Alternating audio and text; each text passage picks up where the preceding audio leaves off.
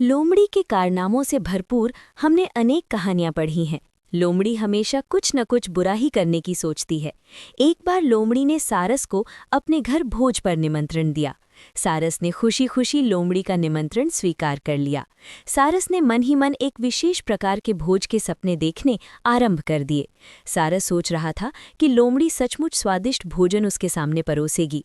सारस का विचार था कि शीघ्र ही उसे स्वादिष्ट मछलियां और केकड़े खाने को मिलेंगे। आखिर वो दिन आ ही गया जब सारस भोज के लिए लोमड़ी के घर गया। सारस को देखते ही लोमड़ी ने मुस्कुराते हुए कहा, आओ मित्र सारस, यहाँ पधारने के लिए तुम्हारा बहुत बहुत शुक्रिया।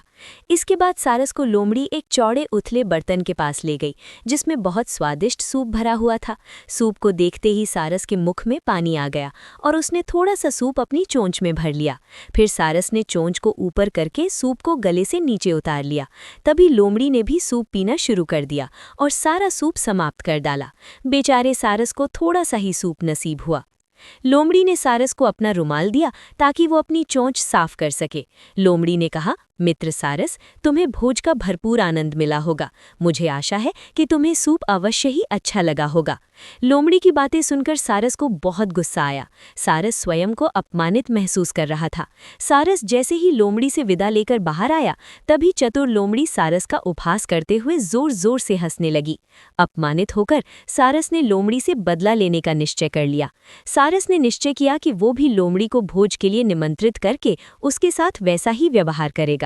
सारस ने लोमड़ी के प्रति अपना क्रोध अपने मन में छिपा कर रखा। कुछ दिन बाद लोमड़ी से बोला, बहन लोमड़ी, तुम्हारी स्वादिष्ट भोज के लिए तुम्हारा बहुत बहुत धन्यवाद। रविवार रात को तुम्हारी मेरे घर दावत है। मैं तुम्हें भोज के लिए निमंत्रित करता हूँ। ठीक समय पर पधारने को कष्ट करना।